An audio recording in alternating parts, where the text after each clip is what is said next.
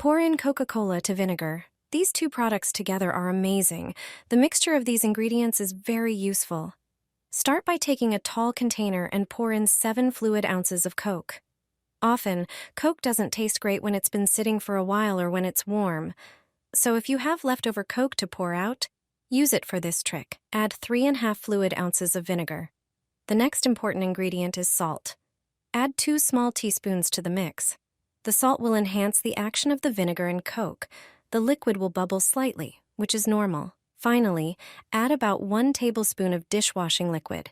Mix everything well until the salt dissolves. Now, take an empty plastic bottle and make a hole in the cap.